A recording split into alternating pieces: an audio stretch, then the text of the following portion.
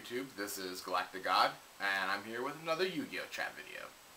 Now this week I kind of wanted to talk about how I actually stumbled on to this game called Yu-Gi-Oh, and what got me into it and what got me to play it. Now I'm going to take you back about 9-10 years ago, and this was when I first kind of discovered, Yu-Gi-Oh, I guess you could say. And at this time, I was not playing the game, I was just becoming aware of it. I was, you'd see Yu-Gi-Oh everywhere, really. I mean, you'd go into Walmart, Target, they of course had packs there, not like the little displays that they have now, but like everywhere. You'd be driving down the street and you'd see like banners that said, Yu-Gi-Oh cards sold here. I couldn't even believe that when I saw it at like Blockbuster Video or Mr. Video. And this was back when you could still rent DVDs at places when you just didn't download them or something. And I mean, they just had them 7-Eleven and liquor stores. Everything had friggin' Yu-Gi-Oh cards. I mean, you walked anywhere, you couldn't throw a rock and not hit a friggin' place that wasn't selling a Yu-Gi-Oh card. And at first, to me, it just seemed real silly, which I don't know why, because I had done, a lot of, dorky things in my day. I mean, when I was growing up, I was like, really into comic books and stuff like that, and, as time progressed, I got into, I guess, the pre-Yu-Gi-Oh stage was I was in this little game called HeroClix. I don't know if you guys remember that. It's kind of similar to Warhammer. It's essentially Warhammer, but with superheroes, and it was my transition from comic books to, I guess, gaming.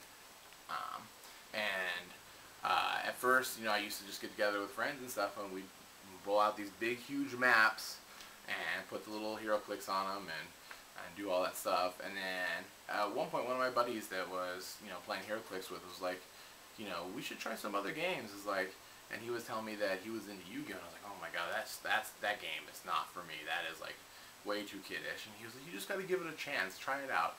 And he just kept pushing me and some of my other friends, and we kept blowing him off. And eventually, he brought some decks over, and I was like, we'll try it out just so that you leave us alone about it. And he got me and another buddy of mine to like sit down and kind of go over the basics and learn how to do it. And he brought us over these two kind of nothing really better than starter decks, really, especially by today's standards, below starter deck standards. But we got into it. I mean, we started playing it. It was actually pretty fun, and I really dug it. And for the first, I don't know, I'd say month or two, he would just bring over, his extra decks or whatever, and we'd just play with those. And I remember the first time I started shuffling one, I tried to shuffle it like a deck of cards, and my buddy about friggin' fainted. He's like, no! And I was like, it's just cards. He's like, you don't understand how much they're worth. But, yeah. Anyway, so what essentially happened after that was I was playing his cards and his decks over and over again, and I was like, I was at a store one time, I was like, let me pick up a pack. And I just bought one random pack, and in it was the first holographic card I ever pulled. Got it out of the first pack, and it was a secret rare Injection Fairy Lily. And at the time, I had no idea, different rarity, different anything. Common card was just as good as a freaking secret rare card to me. And he was like, oh, that's a really good card you pulled. And I know by today's standards, Injection Fairy Lily ain't like the bomb card or that rare of a card to get. But you got to remember, this was a long time ago, and Injection Fairy Lily was, I guess, brand new at the time, and it was a pretty good card to have. And so, in any event, more time progressed, and eventually I would start buying, a few more packs, and when he would come over, I would add in some of the cards I liked that I had into the decks that he had, and over the, a couple months or whatever, eventually I was able to put together a deck of my own. And at that point was when we were kind of introduced to this collectible warehouse called Frankincense. So any of you out here in Southern California probably are aware of that if you're a Yu-Gi-Oh player.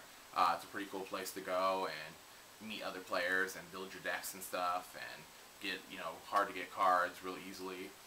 And from there, I guess it just kind of blew up from that point. I mean, I was kind of hooked at that point on, and I had been buying cards. Essentially, I would say the first set that I really got into was probably Magician's Force. I've been buying packs before that for quite a while, but once Magician's Force came out, I think that was the set that really put me full force. I remember that one probably the most, buying the most packs from at first. and then onto Dark Crisis and Invasion of Chaos and so forth onto that. But I mean, that was really the genesis of how I got into Yu-Gi-Oh, and you know, how I kind of, you know, evolved into where I am now. And anyways, that's how I kind of got into Yu-Gi-Oh and how I, you know, started up.